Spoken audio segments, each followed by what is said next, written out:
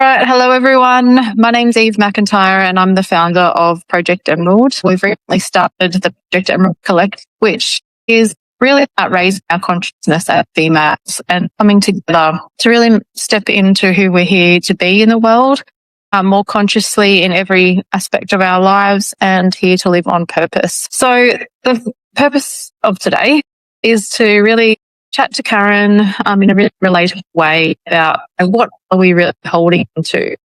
So it's going to be a 6-part series of decluttering, identity and becoming, which are key, foundational, aspects of the Project Emerald Collective and the movement that we're trying to create in Australia predominantly, but across the world as well. So I feel like, in this era of automation and AI, we're all craving that human connection and really stepping into the person that we're here to be, really embracing who we are as people and who we are becoming as well. So I would love to introduce you to Karen. Karen is a fellow mum of some beautiful boys, and she's also a professional KonMari consultant. So I've had the pleasure of having a wardrobe declutter done recently, and I wanted to chat to you and share. It's not just a physical aspect around the decluttering per se. It's more of the, emotional side of the process, but also the benefits that have come through as a result. So Karen, I'd love you to introduce yourself. Mm-hmm. Yeah. Hi, everyone. I'm Karen.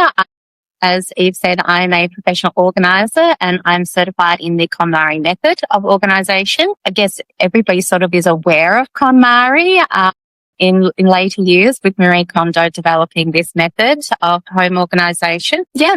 What would you like to know, Eve?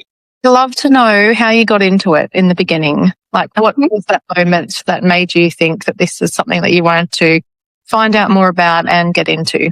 Yeah, absolutely.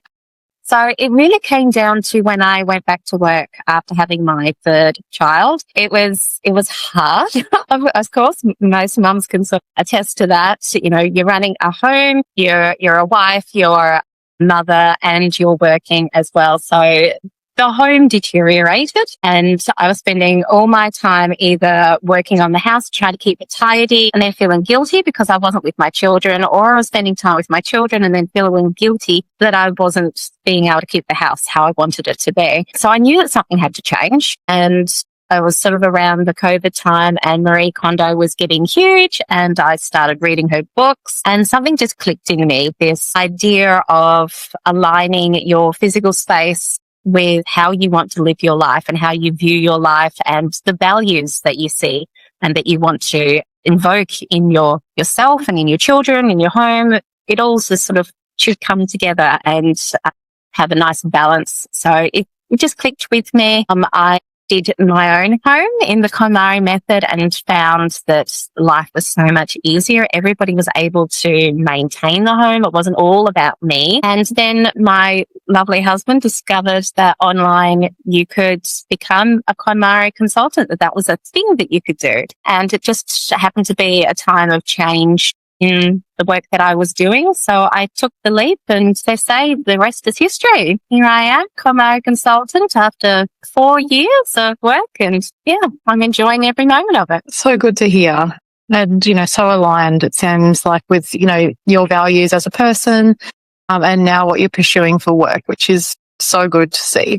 So in this episode, we're going to really drill down on the meaning of decluttering. So the identity, the overwhelm, and who we become. So we're really setting the emotional and philosophical foundation of what we're going to chat about today. The themes that we're really focusing on are decluttering as identity work, why stuff is never really just stuff, and the deeper layers that you see in your client sessions, and really the emotional load women carry around the home, in our clothing, and in the expectations that we put upon ourselves, but also that society puts on us. So I was just hoping to hear, what is the KonMari method and what is that really about below the surface? Okay. Yes. So I think everybody sort of has this idea of KonMari from having watched maybe the Netflix series or seen some things in media about just pulling everything out of cupboards, and if it doesn't spark joy, out it goes. And so, a lot of people are like, well, if I did that, everything would be gone in my house. And it's really a lot deeper than that. It's a much more conscious and intentional way of going about your home and what's in your home, but also your life. It sort of escalates from, your home and your possessions into your life, which I think is just absolutely beautiful. So the first part of doing any KonMari tidying is very intentional, and it's about looking at your life now, but also your life as to where you want to be. It's about choosing what is going to bring you joy now and also in the future, and how you visualize your life. If you want to be, more active, do you want to have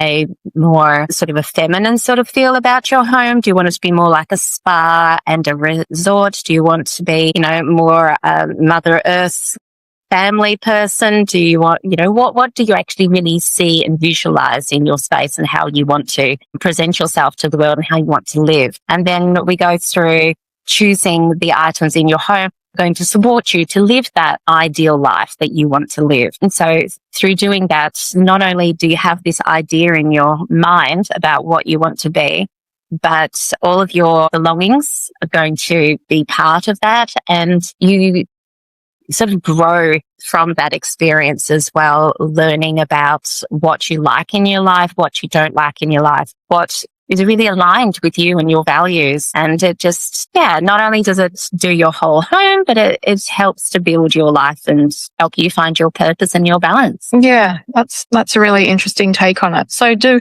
your clients generally do pre-work before the session actually begins? Like, are they given those prompts to kind of have a think about beforehand? Or is this something that you talk through them generally while you're doing the session? Because I can see that it would certainly, I think, be beneficial to have that time to reflect beforehand, but also it is powerful to, think about that on the spot. And because often you already know the answer. Yes, definitely. Yes. And so my clients, I give them the opportunity to do that. Perhaps just write down a couple of sentences, a couple of words, even about what their ideas are, what their goals are, how they envision things turning out at the end. What are they looking for in this ideal life that they're hoping to achieve?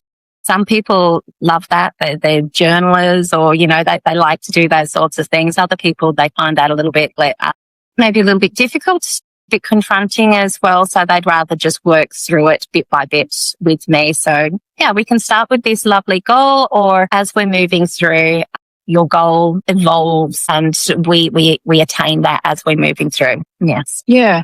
Okay. Awesome. So I've, recently did a wardrobe refresh with you.